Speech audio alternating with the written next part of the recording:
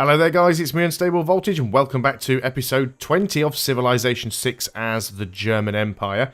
I've actually played quite a bit more Civilization 6 between this recording and recording episode 19 because I started playing a game as Rome just for sort of shits and giggles, which I then later continued to stream on the channel. And then I've also started another Let's Play, again, as Rome from the beginning, which should already be up on the channel by now. And a few things that I've taken from this game, this is my first campaign that you're watching now. This German Empire game is my first real game playing Civilization 6. So obviously I didn't really know what I was doing, and as I've actually played this, I've learned more things that I've applied to those other games. So I think in this one, I'm probably a little bit behind, and whether or not I win, it's probably unlikely. One thing I have discovered is that you need to go wide and need to go wide early on. It's also very, very easy to win some early wars. I mean, I've got one neighbour that likes me, which is Greece, so I don't really want to declare war on him. I mean, I could do. I could easily go and wipe Greece out if I wanted. If we do end up at war with England again, though, we may well just end up taking Manchester. But yeah, going wide seems very, very important. Also, of course, we're playing as the German Empire, and we get an advantage to fighting city-states, but there's only one city-state that's really close to us, and we're already their suzerain, so we don't really want to remove them from the game if we can help it. So I'm not really playing the German Empire the way that it is supposed to be played. Either way, I'm not going to let that stop me. I will carry on in probably a misguided effort to try and recover this campaign. We are at turn 271. My culture output absolutely sucks. Not doing too bad in terms of science, at least I don't think that I am. So the thing about going wide in Civilization is that in Civilization 5 there were certain penalties to going wide. First of all, you had global happiness, and the more cities you had, the more unhappiness you got. So obviously you wanted to avoid spamming out extra cities, and if you did put extra cities out, you wanted to make sure that you had more resources, luxury resources, to be able to deal with that. So whenever you founded a new city, what you'd usually end up doing is looking for a city location that actually had luxury resources to offset the penalty of building another city. After that, you've got the fact that certain things in Civilization 5 have a penalty the larger your empire becomes. So the more cities you have, the more expensive technologies become, the more expensive social policies become. Now, they're kind of offset in a way, because the more cities you have, the more population you have, and population directly converts into science. Yes, you can have an embassy in my capital. But in Civilization 6, that doesn't really matter. There's no global happiness, and there's no penalty to culture or science for having multiple cities. There's only two things where you actually get a penalty. First of all, for each city you own, settlers become more expensive to produce, and that is more expensive in terms of paying with them for gold, or more expensive in producing them with production. The second thing that changes is the number of districts. The more districts you have makes getting more districts more expensive. I'm trying to remember back now the reason why I actually settled this city all the way out here. I think it was just to try and grab some of these resources, because I'm not 100% sure why I did that. It would be nice to get some of this stuff that is around. We don't even have copper. So what I might do over here is I might just go and just straight up purchase a builder that we can use to do that. So yeah, this campaign I think stalled quite a bit for me, really. We got in a couple of early wars with England. Saying that, though, I don't have the warmonger penalty that I've been getting in my Rome games, which is, of course, not surprising playing as Rome when you're going around and attacking absolutely everybody. The only person that really doesn't like me is the Congo. And, they're across the sea, so it'll be a little bit difficult. Not impossible, but a little bit difficult for me to go and attack them. So we probably will have to leave that for a while. I'm just trying to get this scout through Spanish territory, old Kenneth Al's there, Kenneth Alsatian. Want to try and get up here and have a bit of a look around this land. So we might have to go and try and take a shortcut through Zaragoza. So we'll probably have to get up here and sort of nip through Cordoba and through the water. But I'd like to see what's going on there. So apparently Spain is unfriendly, but I've got open borders with him. I'm not too sure why. Did he pay me for open borders, or... No, we do have open borders. Open borders, but he doesn't like me. He's angry that we are recruiting their city-states. Well, that's a shame. We could get an embassy with you. He's happy to allow it. That might improve things slightly. Do we have anything we could trade you for? Doesn't look like we do. But I wonder if that actually changed how much you like me. Established an embassy. So it's kind of offsets it a little bit. So it might go to neutral now. So we've got our builder. So the first thing we should definitely do is go and get the copper. So let's go on to the next turn there. So we're about to finish rifling, which will actually allow us to upgrade our scout to a ranger. I wonder if you can actually upgrade them without them being in your own territory. You would have thought they'd have added that as a special mechanic, because how often do you actually have scouts in your own land? And how often do you build scouts in the late game? It would make much more sense if you could take your late game scouts that are out and about, you know, sort of scouting in the world, and actually give them the the upgrade without having to actually be in your own territory. That would make the most sense to me. So we can instantly harvest that for a lot of gold. So you can, it's a bonus resource though, not a luxury resource, but let's go and build an improvement on it, so that'll give us some more production. And there are some things like crabs and stuff around, and wheat. I mean, these are all bonus resources, apart from the pearls, which are actually too far away for us to reach. I honestly don't know what I was thinking when I settled this city. There was obviously a reason why I did it. So yes, I should be playing the German Empire as a more militaristic city, or a more militaristic civilization. But if you want to go and watch a domination type game, go and watch the Rome one, I would say. I think it's probably a little bit too late in this game to do that. And I'll be quite honest, part of me has always felt a little bit bad by playing passively, because when I watch a lot of other YouTubers and streamers and people that play Civilization 6 and Civilization 5... The enforced spread of the rule of reason. But who is going to spread it among the colonizers? So when I actually watch other people playing Civilization 5 and 6, is they all pretty much tend to rely pretty heavily on warfare.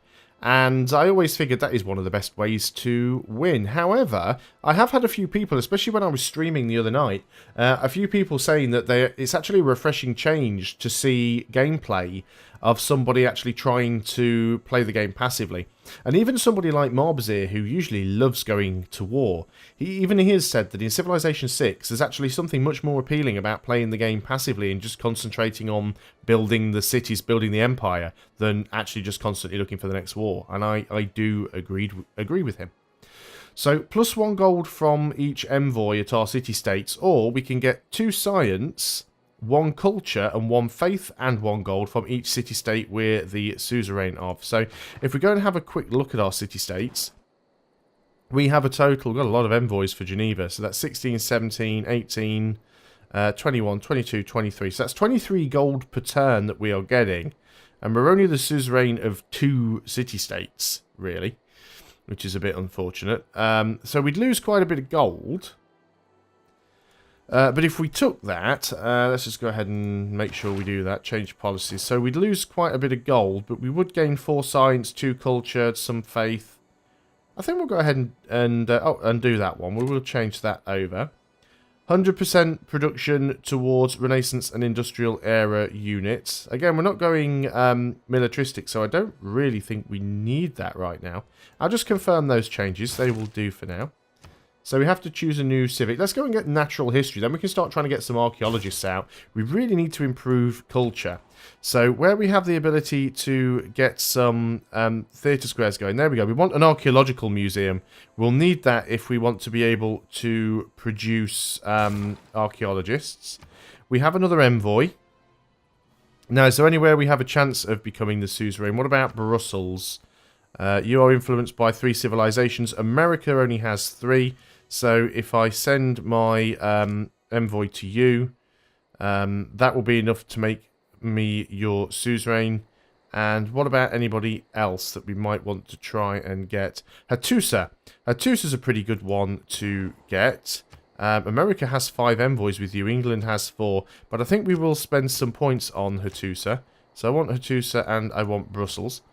And the reason I want Hattusa is that their unique ability is they give you 1 copy of every resource in the game that you have researched the tech for. So if you can become the suzerain of Hattusa, you will never not have coal or niter or any of the important stuff. Steal 1 tech boost, including chemistry, or we can get 700 gold. Only 50% chance of managing that. No great works to steal. Let's go ahead and gain sources. So we'll spend 8 turns doing that. It'll increase, it'll sort of increase and improve our chances of doing other stuff. Let's go over here and just get the lumber mill, and we'll get the stone as well. We really want some production over there. Now we can start moving forward with Kenneth, the scout. Get up and nip through Zaragoza. So they've got the Great Lighthouse up there as well.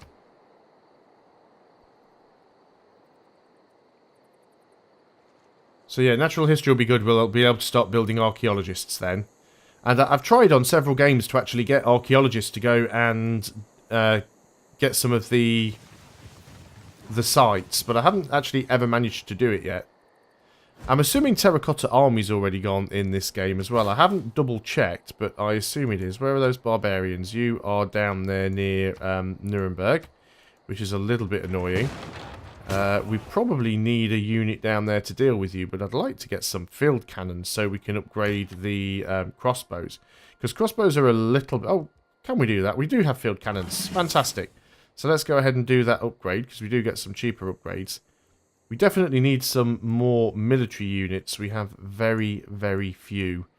But yeah, we can move you down. We did have a lot more. Where did all the other ones go? Because at some point, I'm sure I had several units. Let's have a quick look down here. Builders, frigates, pikemen, musketmen, Afros, arrows, where are you? You guys are all the way over here. We need to upgrade you. So we'll do that on the next turn. You're going to go ahead and get the lumber mill. And let's go over here. There are cliffs, though, so I'm not sure if we can disembark on this side. We might have to go down here. So this is another thing that they've added in Civilization 6. Well, 2 things they've added in Civilization 6. One, you can rotate the camera around. You can't play from a different angle, though. As soon as you let go of the key, it sort of snaps back into position. But another thing they added were cliffs. So on certain coastal tiles, there are actually rocky cliffs that you can't normally travel over. And as is the case with most units, you can actually get an upgrade for your melee units that allow them to scale cliff faces. I found something else very disturbing last night playing this game as well. The privateer is no longer a melee ship. So I actually I had a couple of frigates, did some damage to a city and tried to take it with a privateer, only to discover that the privateer just basically attacks as ranged. And you now have to use an ironclad. I suppose a caravel would do, but it's very, very annoying. Never criticize a rifleman until you've walked a mile in his shoes. That way, he'll be barefoot and you'll be out of range. Nice. So we could probably upgrade that scout if we ever got him home. Who would we like to trade with? Where could we get a decent amount of money? We'd get a lot of money if we went to Cordoba. Cordoba's definitely looking... Well, Cordoba's looking good for money, but what else would it give us? 1 science, 1 culture, 1 faith. Which is pretty much what we get from everywhere else. So let's go to Cordoba. I think money is very, very important in Civilization 6. So yeah, we can't really get out of here without having to sort of go the long way around and try and get down on another tile. Afro's arrows, let's go and upgrade you. I bet I can't rename units again. I was hoping that I could. But I think once you've renamed them, you can't rename them again. Because I wanted to rename Afro's arrows to Afro's ammo, because obviously it's not an archer anymore. We could go into replaceable parts so we can get infantry, which was something we probably want to do. Or we could possibly even try and get the Eiffel Tower and battleships and artillery. Let's go ahead and do that. We only have 1 musketman anyway, so it's not a huge consequence. Let's try and get another theatre square because our culture just sucks. Outright sucks. We'd have to remove a farm, but that's not too much of a problem, I don't think. Farm only gives us like half a housing. So let's start moving down here with Githian Sharps, and we can put the field cannon into action. So, do we want to build anything else with you? We can get a mine, but I think we'll go up and connect the stone. You will get an extra build as well, but I don't think any of the fish might end up being in range at some point. Let's go on to the next turn. At least we'd have a sort of a bonus food tile there. So I guess we could just buy our way out to that fish resource and go and improve that. Or we could get the wheat, I suppose. A farm on the wheat would probably be better. We'd have to buy fewer tiles as well. You want to give me open borders and 1 gold a turn for 30 turns. How about you don't give me the open borders, but you give me 2 gold per turn. And you won't agree to that. So you're not really giving me a very good deal here, are you? You're kind of stiffing me on this one. Okay then. Good. So you won't give me the deal that you just offered me in the first place. Oh well, we'll take it anyway. 1 gold a turn is 1 gold a turn. It's 30 gold we'll get out of him. It's probably way under the value, but we've got spare tea anyway, so what else am I going to do with it if I don't sell it? It's always worth selling it, even if you only get 1 gold for it. It's better than nothing.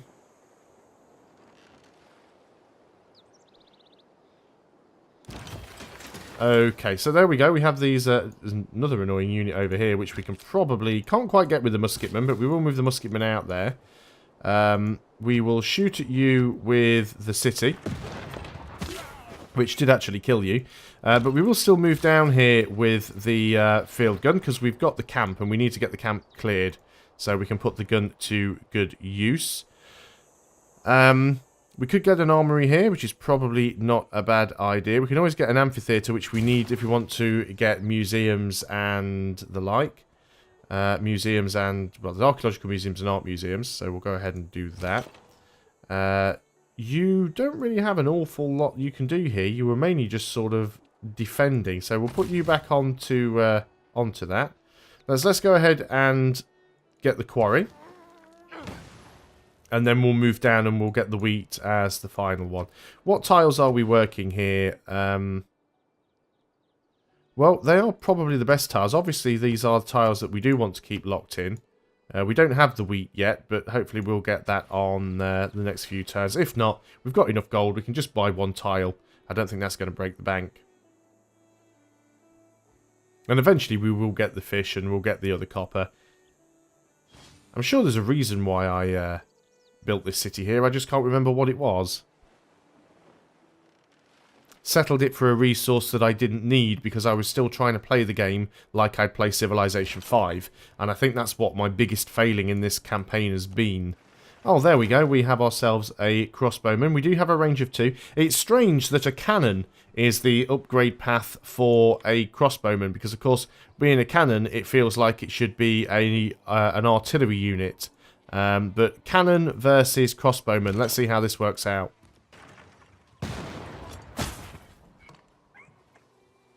Well, cannon definitely wins. 98 damage. Not quite the full whack. Another upgrade might solve that.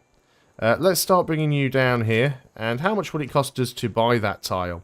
I haven't seen anything that tells you how long it's going to take to reach a tile yet. As in, like, on Civilization 5, you could always see how long it was going to take your borders to expand. And I haven't been able to see that in Civilization 6, so I do find that quite annoying. But let's carry on. Got another unit needing orders, which is our scout. So I'd like you to get up here, and we want you to go through Zaragoza so we can get onto this main island and have a look around. I very much doubt we're going to find any more goody huts. We have pretty much uncovered the entire map at this point. Not necessarily sure we're going to be able to get the Eiffel Tower or any of that. You want me to give you open borders. How about I don't? 5 gold a turn to do a straight up swap. What's that you've got there? Toys. You must have got that from a city-state. You actually have toys. You won't give me a straight swap there, will you? But I guess having more amenities is not a bad thing. I'll give her a little bit of money. I'm making a lot of money, and I'm not spending a lot of money, so I don't mind doing that too much. And she's unfriendly. No longer the suzerain of Brussels. That's unfortunate. Why don't you like me? You are unfriendly. Declared friendship with an enemy. Different governments. and she wants to expand to a continent that we occupy. Well, I don't think that's ever going to change, really. We can try and establish an embassy. She's happy to allow that. So that'll give us a slight boost. Unit needs orders. Musketman. We're going to try and chase down this scout. We won't get him, though, unfortunately. Okay, no, apparently. I really hate, as well, how it keeps switching between the units after you finish your movement. Like that. I didn't click anything. It did that automatically. You used to be able to turn that off in Civilization 5, but the option to do it in Civ 6 isn't there. So, field cannon versus swordsman. Once again, field cannon wins, did 77 damage. Won't be too long before we have some more envoys, but what I might do with those is just try and get Hattusa. Just so we've always got the resources. I think they're probably slightly more important. We'll do one more turn, and then we will end the video there. Looks like our spy actually got caught, I think. No, enemy stole a tech boost. An enemy spy in Aachen. Oh, an enemy. Too many pop-ups for stuff. The best steel doesn't always shine the brightest. So, city-state quests going on. Roads upgraded. I don't want you to move. I actually want you to finish off that swordsman. You're going to cross over because we need to finish this guy off as well. There we go. If you actually cross, please. Big Ben has been completed by Victoria, so we won't be getting that. So that's something we've just lost out on. So an enemy stole tech in Aachen. That's very interesting. So we could get an art museum here, but I think we'll get another archaeological museum. I mean, we could just buy that, actually. So let's actually get a spy. Or do we want to work on... I mean, Oxford University would be really good.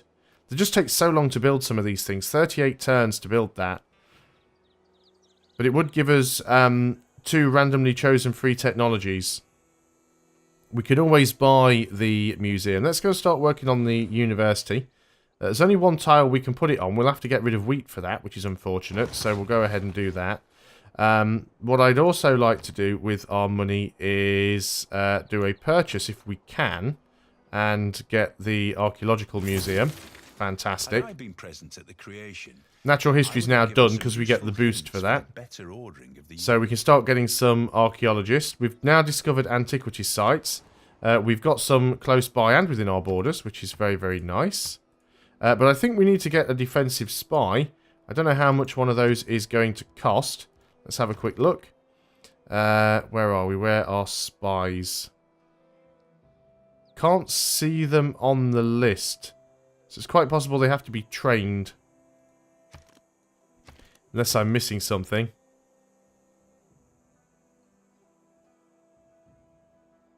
Can you only get spies in certain cities?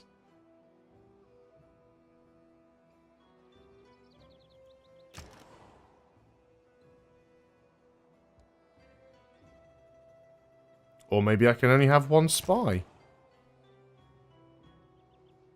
Okay, not a problem. Well, I guess it doesn't really hurt me all that much, really. It's annoying, but it's not the end of everything.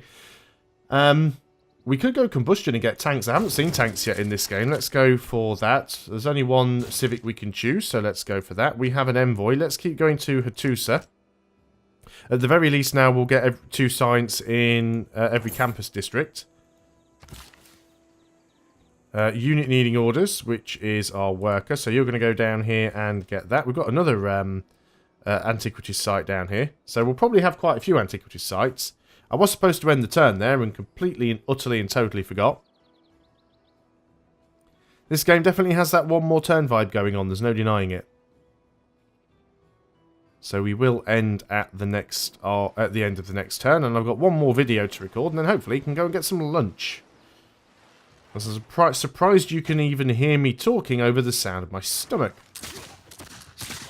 So we're being attacked by the swordsman, which is quite annoying. Even then, the swordsman came off worse in a melee attack. So that's just how OP we are. Let's go and send that trade route to Cordoba, because Cordoba OP. We've got another envoy to send. So let's go to Hattusa. We've got 2 actually, so let's send both of those to Hattusa. Unit needing orders. You are going to build the farm. And that will be the end of you. You are most definitely going to finish off that swordsman. And we'll start coming down here with the musketman, which we want to upgrade soon, but we can't do it just yet. That is the end of the turn, so I'm definitely going to end the video there. Thanks a lot for watching, guys. I hope you are still enjoying Civilization 6 as the German Empire. I'll see you on the next video, and until then, goodbye for now.